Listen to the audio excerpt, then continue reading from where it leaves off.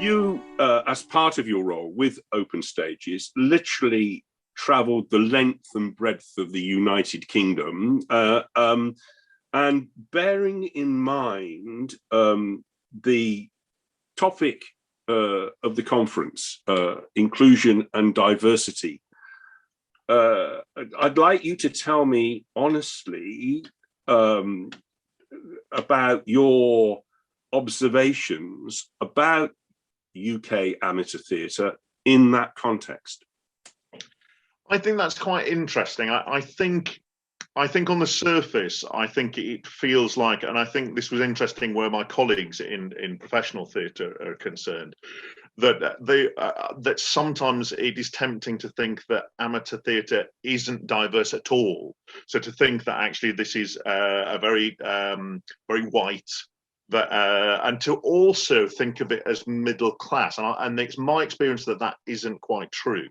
And actually, in some senses, amateur theatre has more diversity, as in there are more people from different backgrounds involved in making amateur theatre than there is perhaps in the professional world. Both professional theatre, I think, and amateur theatre struggle with diversity. That is a challenge for them. And I would say, in all honesty, what we saw was there was less ethnic diversity, I would say, within amateur theatre than there has been. I think the professional theatre has made leaps and bounds and strides in that area. Certainly not enough, though. And the recent sort of issues of Black Lives Matter have really brought that into sharp focus for professional theatre. So I don't think professional theatre isn't necessarily in a position to be the kettle calling the pot black, if you like, about diversity, because we have our own struggles, and I think we're addressing those struggles at this moment. But I think there is a lack of diversity, but I think there's also enormous opportunity because amateur theatres sit at the heart of their communities. They have an opportunity to represent those communities, to engage with their communities. What we discovered was that amateur theatre, and again, this is to you no different, I think, is that within an amateur community, it had perhaps grown up. Perhaps it started, maybe 90 to even 100 years ago. So that amateur theatre has been sat with that community, perhaps for a long time, working within that community. But the community around them has changed, has become more diverse. And perhaps that amateur theatre stays engaging with the same parts of the community it did to start with. So it's the community that has changed around that. But what we also saw was a real desire amongst amateur theatre makers to want to engage with the parts of the community that they hadn't traditionally engaged with before. And I think that was refreshing. I think perhaps, again, with our stereotypes from professional theatre on, we thought amateur theatres would be inward looking, not want to engage with their communities, but actually they weren't. They were, how can we engage? How can we engage with parts of the community, maybe a more diverse community than we are at the moment? That's a challenge, and it is a challenge within professional theatre. In some ways, within professional theatre, there is some easier answer or some quick wins in the sense that you can hire a more diverse group of people to perform in your plays. And that comes with a lot of challenges. Then those plays have to actually make sure they represent those people as well. You can't just then artificially put those people on stage. It has to engage with those artists in a meaningful way. So that production has to be a production that's worked with those artists to be created. They have to own that piece of work that's on stage as well. The place we are is wanting to make our leadership more diverse, I think. So is rather than just what we see on stage, or even beyond directors and writers, is how can the RSC be more diverse to its very core, so the people who are taking decisions at the RSC are a more diverse group. And by that, I mean disabilities and as well as ethnicity. Accepting, as I'm sure everyone would, that professional theatre like the RSC is further along the journey, and it can take advantage of the fact that it can physically hire certain people to perform certain roles. The challenge in amateur theatre, it seems to me, is that there are no role models, or very few. And while there remain very few role models, it's almost a chicken and egg situation. You know, there's no one who if a young black kid goes to the theatre, he's not looking at anyone, the amateur theatre, he's not necessarily looking at anyone who looks like he or she does. This is a core discussion point, isn't it? How we deal with this. Yeah, I think so, and I think it's not. I think actually, for amateur theatres, they will need to engage with it fundamentally. So it's actually about building it's about building a relationship with those areas of their community. So it's about talking to other community groups within their city and within their town. It's about people coming along and seeing that work, and it's about growing a relationship where somebody from a different background from the people in that group might make that leap, might go, actually, I'm going to try this. Actually, I'd like to take part in this. I think in previous discussions we've just been having, I think that idea of within schools and within education, the arts are often encouraged, although there's controversy about that. The arts are encouraged, and lots of young people enjoy the arts. And when they leave school, there is the profession, which is the eye of a needle to get into, as far as a difficult thing to get into. But then actually, what do those young people who enjoy performing, enjoy making theatre, where do they go?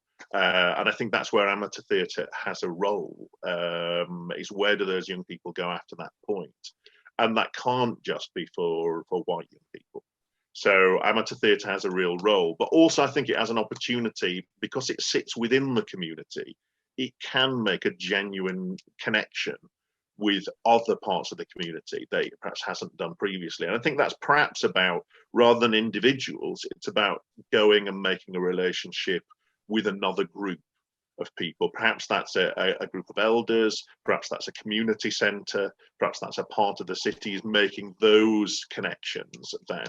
And growing those connections, and through those pathways, which is what we talk about at the RSC quite a lot, then young people and people from other backgrounds can actually take centre stage then.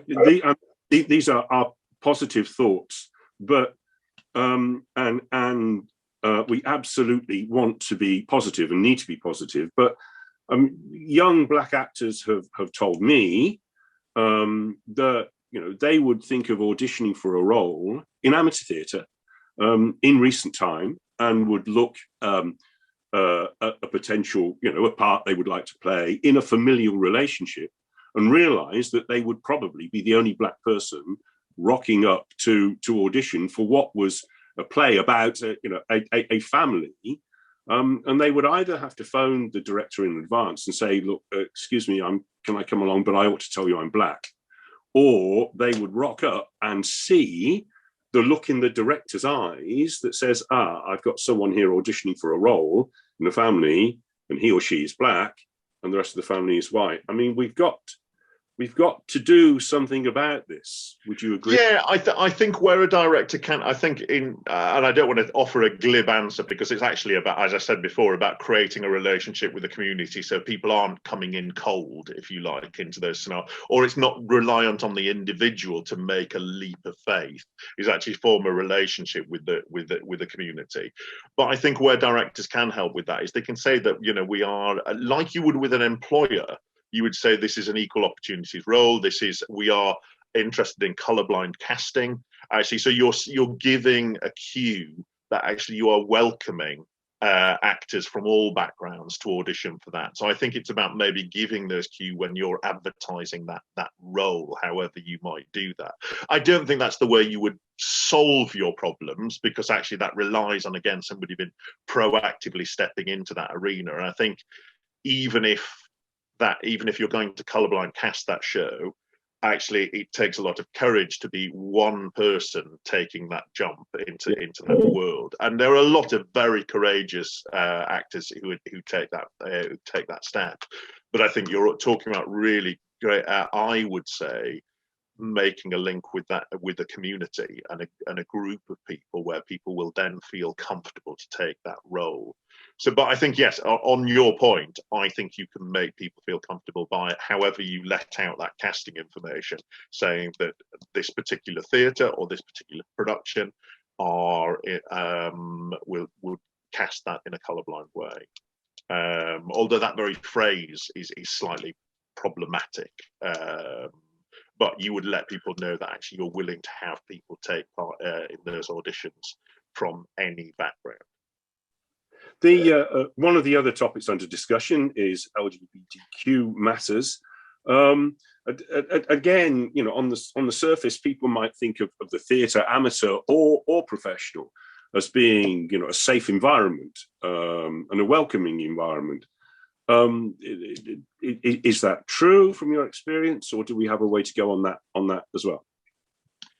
I think it's interesting from my experience as a straight middle-class white male. You would always go, well, it seems absolutely fine, but I think that might not be true of the experiences of those people involved. Traditionally, theatre has been a place where LGBTQ is, I'd say, where perhaps I might say well represented, or I might say that it's a comfortable environment or welcoming environment. But I wouldn't want to speak on behalf of those people, because I think there are perhaps I think still challenges, and we shouldn't just assume that it is an easy environment.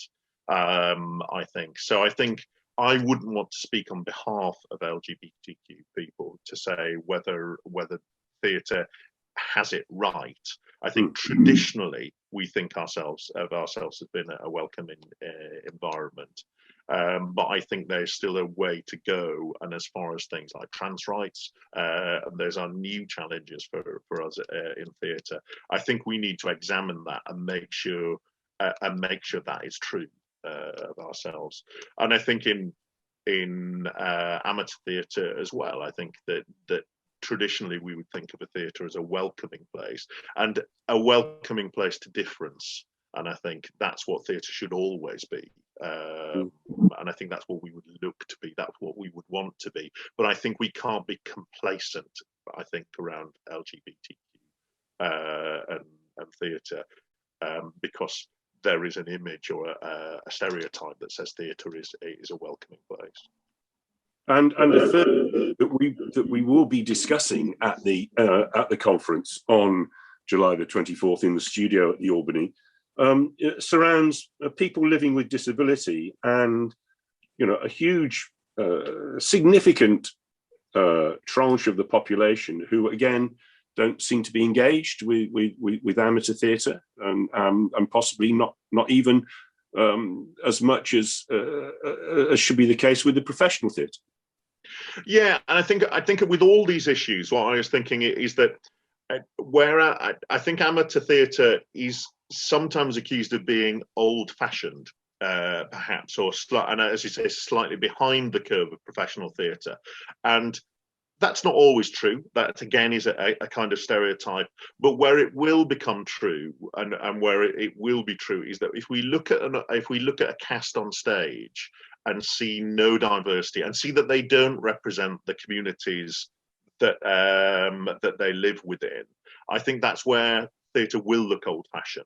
I think if you look at a cast within an RSC show now, we are making endeavours, and again, I don't want to in any way put us forward as having things perfect or right, but with people living with disability, our casts are including a lot more performers and artists with disabilities who are living with disabilities, and what we're finding is that makes our performance much richer, much more interesting. As far as Shakespeare is concerned, actually finding a diverse collection of voices, not just to perform on stage, but to be in the rehearsal room working on that show, talking to one another, working out what this text means, presenting a piece of theatre, is much more exciting. So I think it's trying to say to amateur theatre companies that there is a rich vein here that has not yet been explored, that will allow you to explore plays in a much more exciting way. So rather than it's just about representing, rather than it's just about helping other people, it's actually about your own theatre practice. We're finding really interesting ways of presenting our plays and these artists are bringing enormous talent, but ideas, ways of looking at the world that we wouldn't have explored otherwise without that inclusion. So it is a rich seam to be mined. We've only just begun, I think that. And it's not just actors, it's directors, it's writers, it's backstage, it's crew, it's techies, it's everybody who, just loves this world of theatre that we're so privileged to be a part of, either on an amateur or a professional basis. There's, the whole range of activities to participate in. Yes, and we're fine. I think that's at the RSC, and where we are at the RSC, I think we're looking at also in leadership roles. So actually, who is making decisions within a theatre? So as far as amateurs are concerned, again, that's where we're working. We're looking at leadership now within our organisations. So as well as backstage roles, as well particularly with directors and writers, who has got authorship there, and those been a more diverse pool of people, but also who is leading the theatre, who are taking decisions within a theatre. And that's, I think, the challenge for us now, is that diversity, and we're certainly grappling with that at this very moment. And that's what we're trying to tackle, I think. And I would say to amateur theatres to similarly look at that, and again, not see it purely about the idea of helping a group of people, but actually about the sort of input, actually, and the richness of input and the opportunities that can be offered by diversifying your committee, your board, your backstage team. It opens up whole new areas and offers you huge opportunities and richness to your performances. In terms of this topic, Ian, of equality and diversity and inclusion, I just wonder whether this is something that interests you on a personal basis. And the reason why I ask that is that it's probably a year ago or close to it that I started talking to you about workshops, and we'll come to workshops in just a sec. But when I mentioned to you this conference that we were planning on these issues, you just immediately said, I'll come to that. And giving up Saturday, by the way, and that was just an instinctive gut reaction. So I just wonder if it is something that means a lot to you. I think what I would say is amateur theatre. The team of us that worked on open stages, and you'll know many of them, Tom Jordan and Michael Corbidge and myself, who worked on it, we all went slightly native, to be quite honest, around amateur theatre. We took part in this project, and even now I know that Michael Corbidge delivers lots of other workshops with amateur theatre companies. Tom Jordan does lots of work with it. I do. Lots of the practitioners who were involved fell in love with the amateur theatre world and the ethos of it. And it's something that's close to our hearts. And I think one of the things that we saw was that where we could help was diversity. And actually we looked at ourselves, and we're not a particularly diverse group of people. That professional theatre is wrestling with this at the same time. And what I saw is a parallel struggle for more diversity. And I think that's why we were really keen to take part. And I think we are really pleased that the amateur theatre world is wanting to take this on. And wanting to represent more of the communities in which they work. So yeah, I think the amateur theatre world gets, as you know, because you guys live it, it gets under your skin. And I think the more we work, the more we sort of appreciated that world. The idea of people making theatre for the love of theatre.